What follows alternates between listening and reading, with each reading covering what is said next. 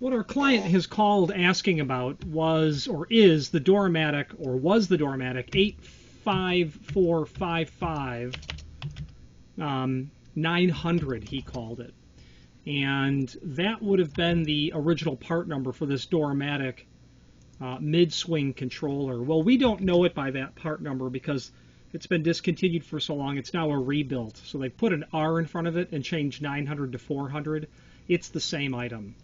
So this installation instructions that the client and I are referring to are under our 85455-400, and then scroll down to instructions. And then you're going to get to the page where there's a table referencing the settings that the client and I are talking about. And they're on page 7 of 9, and it's right here. So it's a stab in the dark as to whether or not this will work, and I hope the client reports back. Thank you. If you are enjoying this video, please click thumbs up or like, and also please consider subscribing to our channel. Let's move on to the rest of the video. Architectural Builder Supply is pleased to present you with this recording of the technical question that is listed in the title of this video. This call may be monitored and recorded for quality assurance. All the way properly occasionally, like it's not latching. And I'm wondering if it's to do with wind or something like that. There is a small little dial with an arrow on it saying latch that is set at 4, and apparently if it's set at 0, there's no latching. If it's set at 7, it's like 23 degrees of closure. Is that an adjustment that you should be making in order for this thing to latch all the time? What closure do you have? So model number 85455-900. Oh, you have an automatic operator. Yeah, and it's got the handicap thing on it. R854. It's a model number 85455-900. Mid-swing. Yeah, so that's a controller. Yeah, I don't know. There shouldn't be. There wouldn't be that sort of control over it to bring it to 0. The thing would know when it is, at the 0 position. Right.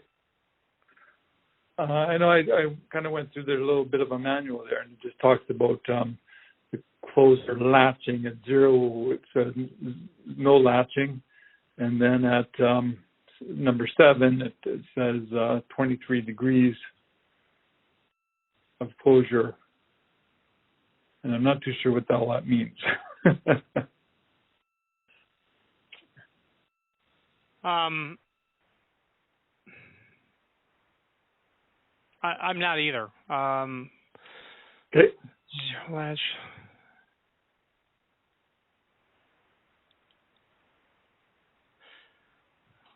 Let's take a look.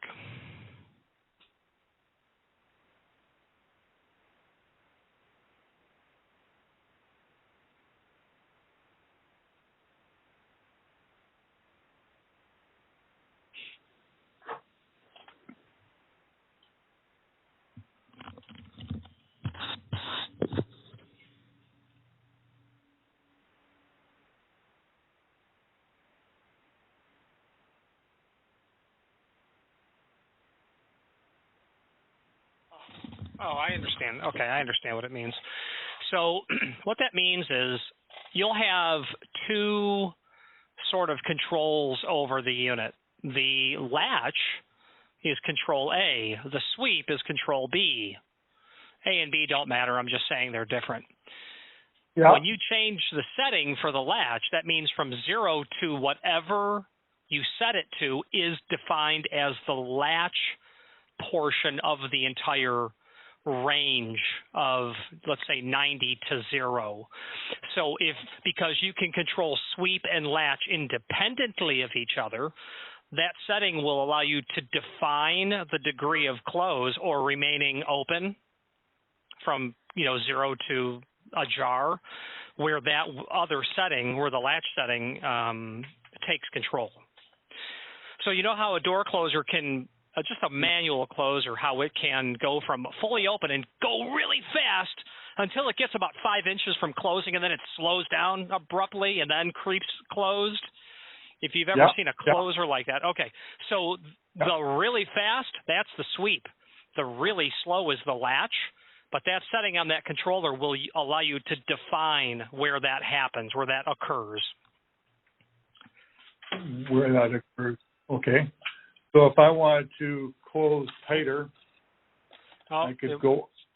No, there's no function of it closing tighter. Okay. If you want, all that's doing is changing the degree at which it will, what portion of the closing cycle governs the unit, depending on where it is. The only thing I think you could do to make it close tighter would be to mechanically shorten the length of the arm that is between the elbow on the arm and the face of the door. If you shorten that up, you could make it pull tighter, although it will reduce your maximum degree of opening. But so the door closes and it stays ajar. Is that the problem? That's apparently what they're telling me. Yes. And what I'm thinking is it could be in windy conditions that it's staying open, because I haven't had it stay open on me. So I was hoping there would be a strength of closing that so that it would adjust for the wind speed or pressure in this position. Well, I would think that you would want to change your setting to 0 for 0 latch. Okay. I would set it to that and see what happens, and then I would try to change the arm, the distance on the arm, so that you're pulling the door closed, and the closer still, it's what we would call preload.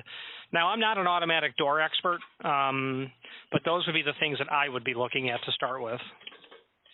I know I've adjusted that arm so it's as short as it's going to be able to go. To changing the pivot point right from the motor end of that arm. Okay. Well, I'll try the 0 latch thing. I'll take it from 4 because it was set at 4, which is factory, apparently. So I will go take it down to 0 and see what I get. Yeah, if it was me, I would go from 4 to 0, and then I would go 0 to 7, and I would observe the behavior. You should see different behavior. And at the end of the day, if you don't, you've got a unit that's probably 20 years old for sure. There might be something just simply wrong with it, and that stuff's been long discontinued. Oh, has it? Okay. And then here I'm thinking it was a new unit. No, it's not. Oh, I mean, it could be new. It's just it was manufactured probably at least 20 years ago. This is true. Who knows how long it's been sitting in some guy's warehouse. Yes, sir. So, okay. All right. So that 0 to 7 could be the latching, how hard it comes in. Yes. And if you had a problem with the latching portion of the closing cycle, by eliminating that, you may also eliminate the problem. Right. Okay. I will give it a whirl. Thank you, sir. Thanks very much. Okay. Yes, sir. Bye-bye. Okay. Bye. Architectural Builders Supply hopes you have enjoyed this program. Again, thank you for watching, and if you've enjoyed this video, please click thumbs up, please subscribe, and maybe even send the video to someone that you know. Thank you.